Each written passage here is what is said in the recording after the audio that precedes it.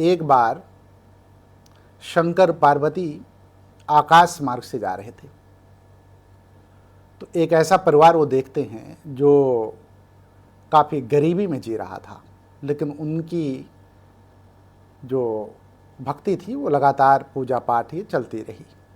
तो पार्वती ने शंकर से कहा, भगवान शंकर से, कि ये परिवार पूजा पाठ कर रहा है और इसको क्यों नहीं जो है आप धन धान्य वैभव से परिपूर्ण कर देते हो।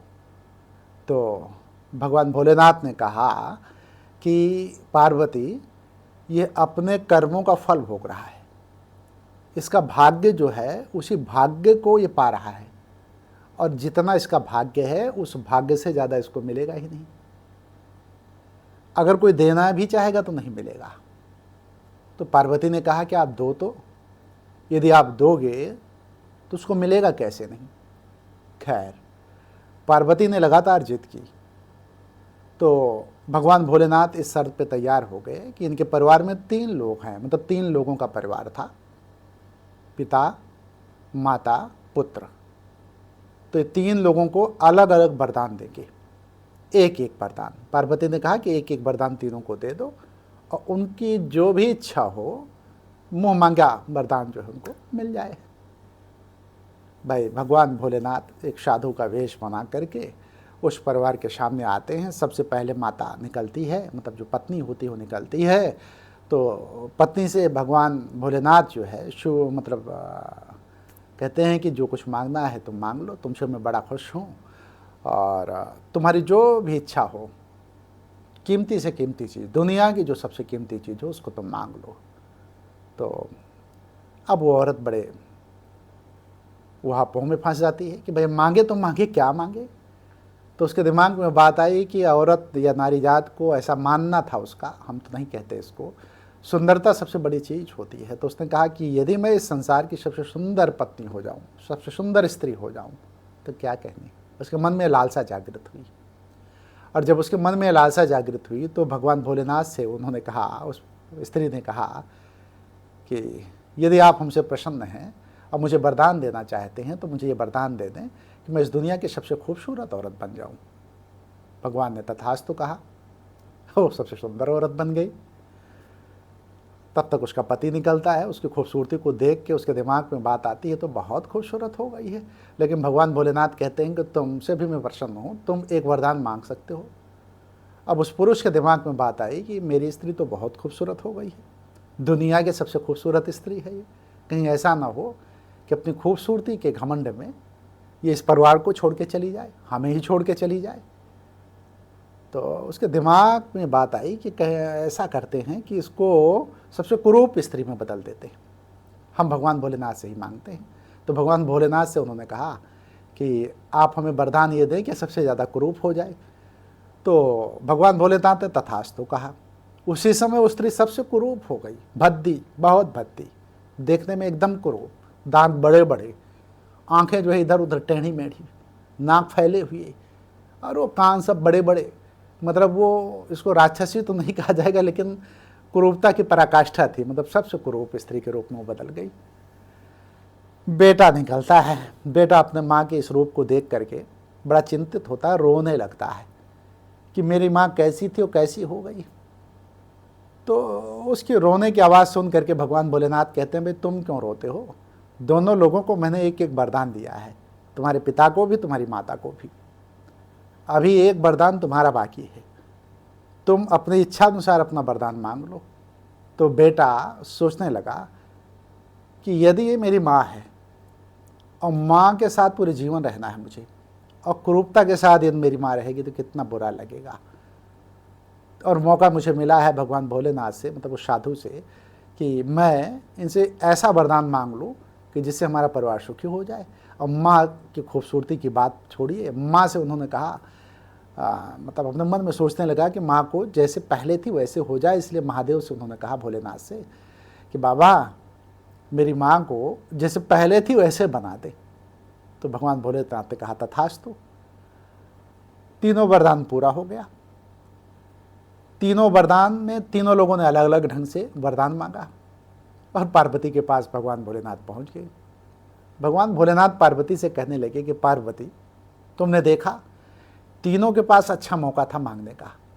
वो चाहते तो धन धान्य वैभव संपूर्ण धरती के साम्राज्य को, मतलब पूरी धरती का सम्राट बन सकते थे, लेकिन उनके भाग्य में यह बनना नहीं था। उनके भाग्य में जो बनना है वही बनना है, और भाग्य जितना होता है ना वही बन करके आदमी रह जाता है। लाख कोई वरदान दे, लाख कोई हीरे जवाहरात के पूरे भंडार उनके सामने रख दे, लेकिन यदि भाग्य में नहीं है तो उसके किसी काम का नहीं है। मैं स्वयं साक्षात में उसके यहाँ जाता हूँ और वरदान देने की बात करता हूँ। 3 वरदान भी दे देता हूँ, जहाँ से शुरू होते हैं वहीं ख़त्म हो जाता है। वरदान भी पूरा हो गया, उनको कुछ मिला भी नहीं। तो साथियों, मैं ये कहना चाहूँगा कि जो भाग्य में लिखा होता है वही होता है, इसके अलावा कुछ नहीं होता। कोई इस भ्रम में ना रहे। ये कथानक आपको ये बताता है कि भाग्य में आपके जितना है उतना ही मिलेगा। ये आध्यात्मिक कथा है। साथियों, एक दूसरी बात मैं आपके सामने रखूँगा।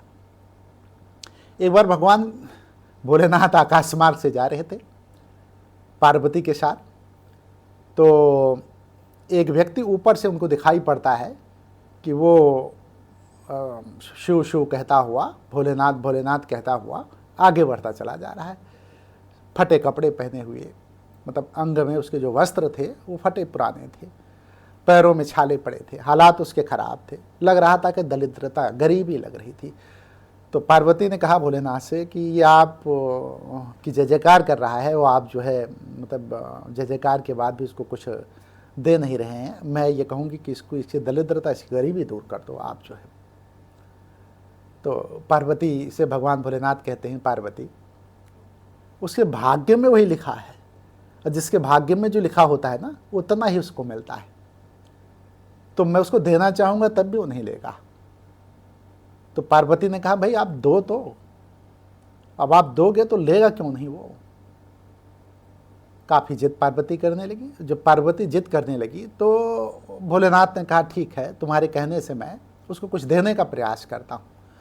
भगवान भोलेनाथ ने उस रास्ते पर जिधर से वो गुजर रहा था उधर एक सोने की ईंट रख दिया, और जब सोने की ईंट रखा तो उसने सोचा, पार्वती ने, कि अब इसका भाग्य खुल जाएगा।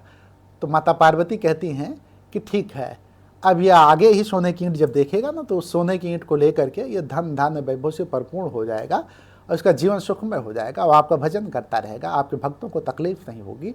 तो कम से कम आपने अच्छा किया है कि इसके सामने सोने की ईंट रख दिया है। वो चलता गया, बढ़ता गया।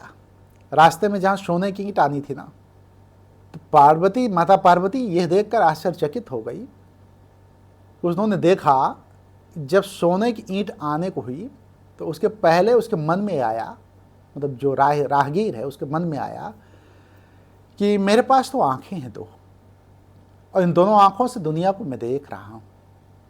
इस संसार में न जाने कितने ऐसे लोग हैं जिनके पास आंखें नहीं हैं, जो दुनिया को देख ही नहीं पाते। कुछ लोग तो ऐसे हैं जो जन्म से अंधे हैं, और कुछ लोग ऐसे हैं जो बाद में अंधे हो गए। दुख तो उन लोगों को होता होगा कि जो जन्म से अंधे हैं। कितना कष्ट होता होगा, कितनी पीड़ा होती होगी। दुनिया संसार को कुछ भी न दिखाई पड़ रहा होगा उनको कि क्या है दुनिया, क्या है संसार। ये सोच करके उसने सोचा कि क्यों ना अंधे होने के बाद कैसे होती है दुनिया, इसका अनुभव किया जाए। तो वो राहगीर जो है अंधे होने का नाटक करने लगा, और अपनी आंखें उसने बंद कर ली। और जब आंखें बंद की ना, तो वो जैसे ही थोड़ी दूर चला होगा आंखें बंद करके, तब तक सोने की ईंट जो है उसके पैरों से टकराई, और जब टकराई तब भी उसकी आंखें नहीं खुली। उसने कहा अब समझ में आया। इसी तरीके से अंधों के, जो भी अंधे हैं, उनसे ये वस्तुएं टकराती हैं। उसको क्या पता कि ईंट है कि पत्थर है, सोने की ईंट है कि चांदी की ईंट है, कि मिट्टी की ईंट है, किस चीज़ की ईंट है, कि भट्ठे की ईंट है। अरे ईंट तो ईंट, कोई चीज़ ठोकर लगी। तो उसने कहा कि ओहो, ऐसे ही जो है चीज़ें जो है मतलब लोगों से टकराती रहती हैं।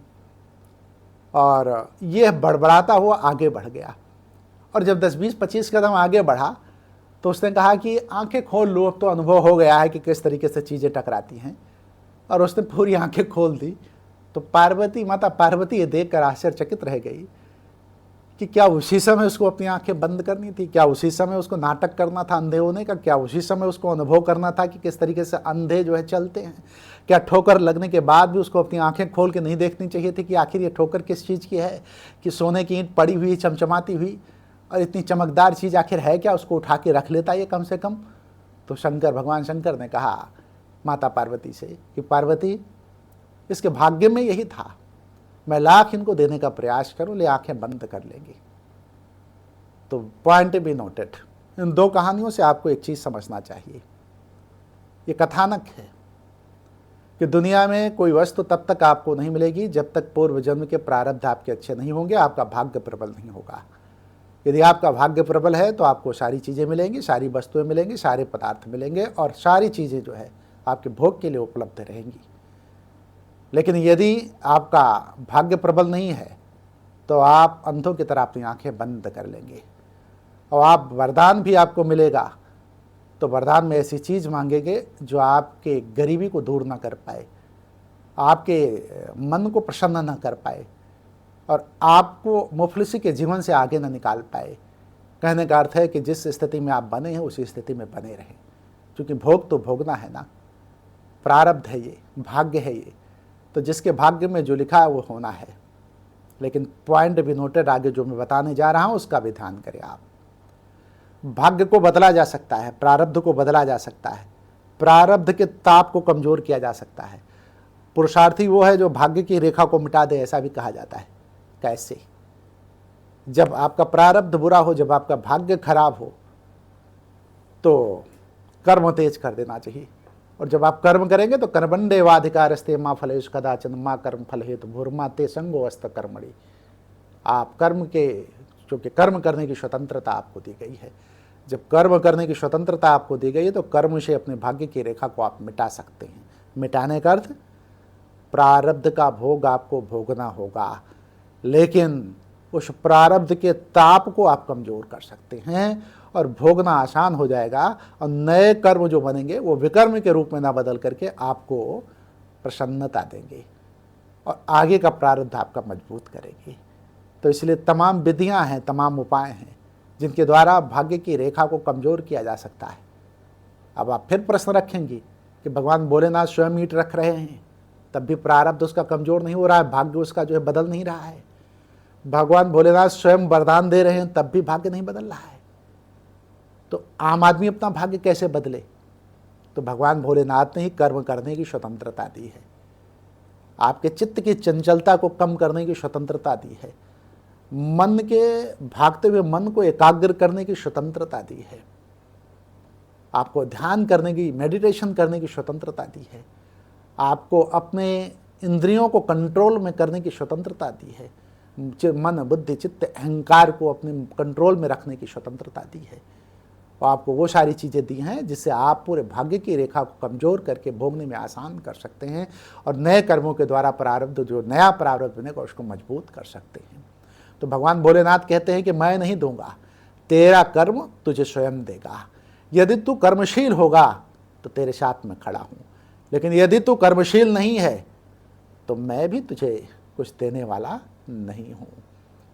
तो साथियों, भाग्य देखिए ये आपके कर्म से बनता है।